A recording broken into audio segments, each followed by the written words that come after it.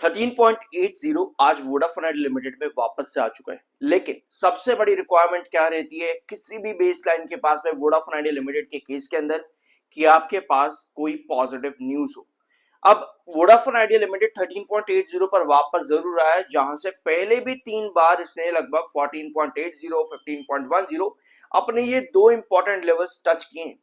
लेकिन इस बार की खबरें पूरी तरह से अलग है, जो पहले 3 बार 13.80 पर थी। क्या ये सभी चीजें डिस्कस करेंगे। अगर आप लोग चैनल पर पहली बार हो, मैं चाहूंगा कि आप लोग 2-3 वीडियोस जरूर जाकर के देखना पीछे की, क्योंकि आपको सारी डिटेल्स मालूम पड़ेंगी। ठीक है, कि क्यों वोडाफोन आइडिया में 13.80 इंपॉर्टेंट है, क्यों ये 13.80 पर आया, और खबरों का किस तरह से इंपैक्ट वोडाफोन आइडिया के चार्ट पर पड़ता है। ऑलराइट, शुरुआत करते हैं आज के अपडेट से। एयरटेल जियो ने क्या किया है, वापस से मार्केट शेयर गेन किया है। मार्केट शेयर क्या होता है, कितने सर्कल्स में कितना डिप्लॉयमेंट, कितना इंफ्रास्ट्रक्चर, कितना आप 5G 4G इंफ्रास्ट्रक्चर बिल्ड कर पा रहे हो, वो आपको पूरा मार्केट शेयर बताता है। तो एयरटेल और जियो ने मार्केट शेयर बढ़ाया है, वोडाफोन आइडिया लिमिटेड ऐसा नहीं कर पा रहा है। मार्केट शेयर डिप करना ये सबसे बड़ा कंसर्न होता है किसी भी सेक्टर में, किसी भी कंपनी के लिए। अगर वो अपना मार्केट शेयर नहीं इंप्रूव कर पा रही in comparison with its peers, यानी वोडाफोन आइडिया लिमिटेड के लिए 8 मिनट पहले एक खराब न्यूज आई है। दूसरी अपडेट आती है, lenders temper Vi business plan, seek groups guarantor for massive loan. आपको याद होगा एसबीआई या फिर बाकी के बैंक्स ने वोडाफोन आइडिया लिमिटेड को कहा था कि चलो हम तुमको लोन देंगे, लेकिन उसके पहले आप हमें सरकार से जो है गारंटी मिलनी चाहिए कि सरकार जो है यहाँ पर स्टेक के ऊपर कुछ फैसला ले, और साथ में वोडाफोन आइडिया को एक पूरी सिक्योरिटी मिले, ताकि हम उसको लोन दे तो भैया आखिर में वो हमको रीपे भी कर पाए। ऐसा ना हो कि भैया हमने तो दे दिया, बाद में वोडाफोन आइडिया हमको नहीं दे रहा। तो इसके लिए गवर्नमेंट का डिसीजन आपको पता है, बहुत कुछ वहां पर हो चुका है एसबीआई के स्टेटमेंट के बाद में। अब फिर से यही अपडेट चल रही है मार्केट में कि भैया क्या बैंक से हमको वापस लोन मिल पाएगा। ये है अपडेट। आपको एक चीज और मालूम होगी, ये जो 35,000 करोड़ के डेट प्लान की बात चल रही है ना, दो ब्रोकरेज हाउसेस, यहाँ पर आप रेटिंग एजेंसी कहते हो ज्यादा बेटर होगा, दो रेटिंग एजेंसीज ने वोडाफोन आइडिया की बैंक फंडिंग रेटिंग्स जो है इंप्रूव करी। ऑलराइट, और एक रेटिंग एजेंसी ने इतने ही अमाउंट की जो है डेट रेटिंग जो है इंप्रूव की थी वोडाफोन आइडिया लिमिटेड के अंदर। क्योंकि ये खबरें वोडाफोन आइडिया लिमिटेड में पिछले 3 महीनों से चल रही है भाई, 35,000 crore debt raise Vodafone Idea कर सकता है। अब बैंक क्या कह रहा है, अब बैंक कह रहा है कि भैया डिमांड क्या रख रहा है bank, underscore banks insistence on stronger safeguards before extending one of the sector's biggest loans। इस सेक्टर के अंदर इतना बड़ा लोन देने के लिए भैया पहले ये सेफ गार्ड होना चाहते हैं, ये पहले एश्योर करना चाहते हैं कि कंपनी का बिजनेस उतना एक्सटेंड कर पा रहा है या नहीं कर पा रहा। और वेयर एज अगर आप थोड़ा सा नीचे जाओगे इसी वाले न्यूज के अंदर, तो आपको और चीजें मालूम पड़ेंगी कि बैंकर्स जो थे वो पहले ऑप्टिमिस्टिक थे। The people in the know said the earlier business projections made by the company were too optimistic। यानी कि पहले कंपनी जो अपनी बिजनेस प्रोजेक्शन दिखा रही थी Q4 के पहले तक, वो काफी ज्यादा ऑप्टिमिस्टिक और पॉजिटिव थी।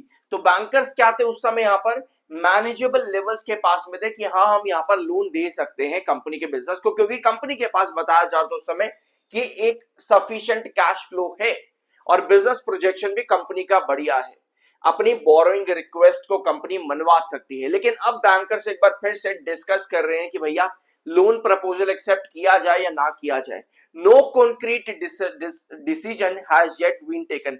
कोई फाइनल स्टेप या एक्यूरेट डिसीजन अभी तक नहीं लिया गया है इस चीज को लेकर के, इस लोन को लेकर के। अब ये अपडेट्स क्या है वोडाफोन आइडिया लिमिटेड के लिए, एक सवाल है। जब भी वोडाफोन आइडिया लिमिटेड में इस तरह के सवाल आते हैं तो मार्केट में इन्वेस्टर्स कॉशियस रहते हैं। इसीलिए वीडियो की शुरुआत जो मैंने आज एक बार फिर से वोडाफोन आइडिया लिमिटेड में की है, हर बार की तरह 13.80 पर, जहां से एक बार, दो बार, 3 बार आपको ब्रेकआउट्स मिले हैं 15.10 तक, 14.80 तक। आज एक बार फिर से हम 13.80 की रेंज पर गिर चुके हैं। आज के दिन का अभी तक का लो जब मैं वीडियो बना रहा हूं 13.81 पे है, जहां से आपको कुछ बाइंग देखने को मिली। यहां पर नोट करो से आपका 200 EMA 1 आवर टाइम फ्रेम के अकॉर्डिंग 13.85 पे है, यानी कि आपके 13.80 के क्रूशियल बेस लाइन के पास में, जहां पर वोडाफोन आइडिया आज डिप करता है और आपको वापस ब्रेकआउट जैसी पोजीशन नजर आती है। लगभग लगभग 15 पैसे से ज्यादा स्टॉक में तेजी आती है, लेकिन 7 ईएमए पर रिस्ट्रिक्ट होते हुए आपके पास वापस से सेलर एक्टिव है यहाँ पे। तो भैया बहुत कॉशियसनेस चार्ट अपने आप में आपको बता रहा है इस समय रहने के लिए। अब मैं आपको एक पॉइंट और बता दूं, प्लीज बहुत ध्यान से समझना इस चीज को। अब सबसे बड़ा सवाल आएगा कि भैया ऑपरेटर गेम हो रहा है वोडाफोन आइडिया लिमिटेड के अंदर, ऑपरेटर गेम। मैंने एक पूरा लाइव सेशन कल के दिन इसमें खपा दिया, अपना टाइम वेस्ट कर दिया, मुझे सीरियसली ऐसा लगा कल जो लाइव सेशन लिया मैंने पूरा टाइम वेस्ट कर दिया, क्योंकि कोई समझने और सुनने और क्या बोलूं मैं तैयार ही नहीं रहता। देखो यार, किसी भी स्टॉक में तेजी आती है हम बहुत खुश होते हैं, हम कहते हैं भैया भाग रहा है, मजा आ रहा है। क्यों भाग रहा है उसके पीछे हमको रीजन नहीं जानने होते, बस मजा आ रहा है। लेकिन जब गिरावट आ जाती है वही मजा हम कहते हैं कि वही ऑपरेटर गेम हो चुका है, क्योंकि हमें मालूम है कि 15.10 हमारा रिजेक्शन है और उसको क्रॉस करने के लिए कंपनी को न्यूज ही चाहिए होगी, जो कि 15.10 पर एक बार भी नहीं आई। 13.80 हमें मालूम है कि ये हमारा क्रूशियल बेस है और हमको मालूम है कि इसको वापस से सस्टेन करने के लिए हमें एक न्यूज चाहिए होगी, यानी कि पॉजिटिव न्यूज, जो कि फिलहाल के लिए नजर नहीं आ रही है। दैट मीन्स कि भैया इस पूरे बीच में आपके सिर्फ और सिर्फ इन्वेस्टर, चाहे वो रिटेल इन्वेस्टर हो चाहे किसी भी तरह का इन्वेस्टर हो, वो अपना माल भैया बचाने की कोशिश ही करेगा। वो ये तो नहीं कहेगा कि भैया ऑपरेटर गेम है, इस बेस के ऊपर भैया ऑपरेटर के ऊपर मैं अपना जो है सारा का सारा गुस्सा जो है तोड़ दूंगा और मैं फंस करके बैठ जाऊंगा और फिर रोता रहूंगा कि ऑपरेटर गेम है। भैया आपको ये चीज जब मालूम है कि 13.80 आपका क्रूशियल बेस है, यहाँ पर पॉजिटिव न्यूज आनी जरूरी है, नहीं आती है तो इसको ड्रॉप कर देगा। फिर 12 पॉइंट कितना था, 13.30 की तरफ ड्रॉप करेगा। जब ये चीज हमको मालूम है तो इस बीच में ऑपरेटर कहां पर आया? ऑपरेटर सिर्फ और सिर्फ हमारे दिमाग के अंदर है, जिसको हमने अपने आप को ही मैनिपुलेट करने के लिए यूज कर रखा है, ताकि हमें अपनी सरदर्दी यूज ना करनी पड़े बस ऑपरेटर कहे करके।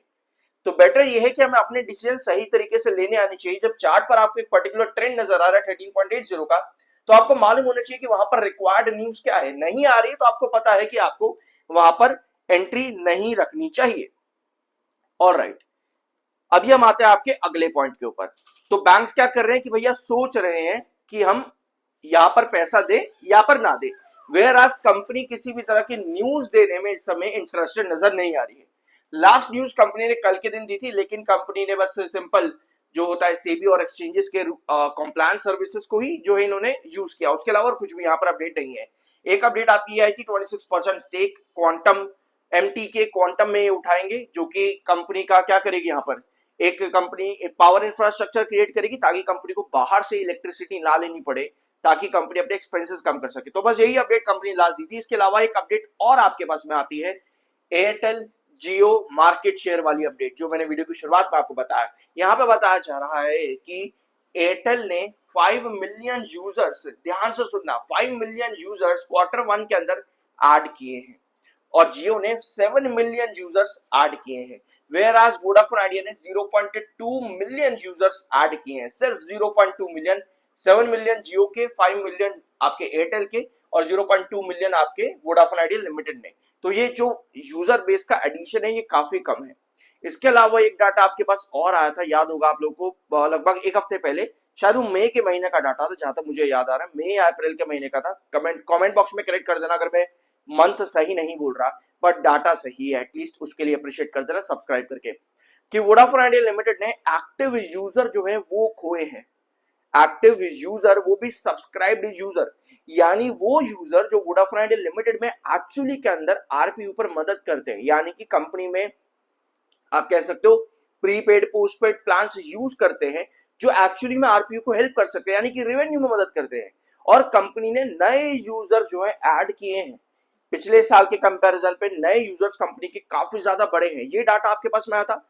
लेकिन जो नए यूजर्स है वहां पर कितने आपके एक्टिव यूजर रहेंगे, जो कंपनी ने एक्टिव यूजर खोए उसके कंपैरिजन में कितने एक्टिव यूजर आ रहे हैं, ये सबसे बड़ा सवाल होता है, जिसका जवाब बहुत ज्यादा बुरा है, अच्छा नजर नहीं आता।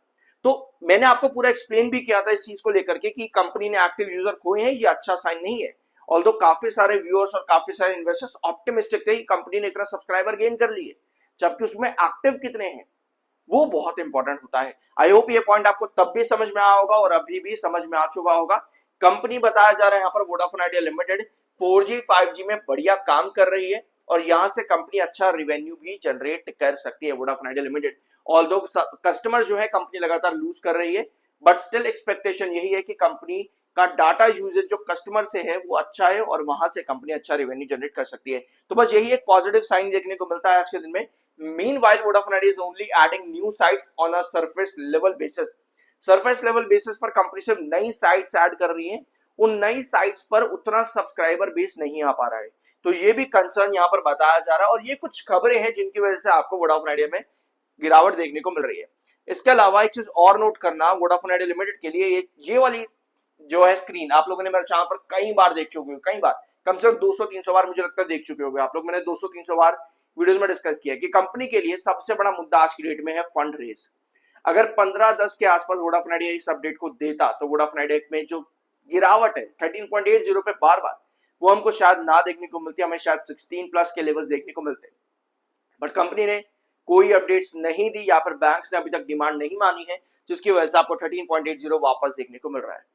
इस वीडियो में कुछ नया जानने को मिला हो, सब्सक्राइब करते जाना। मिलता अगले वीडियो में।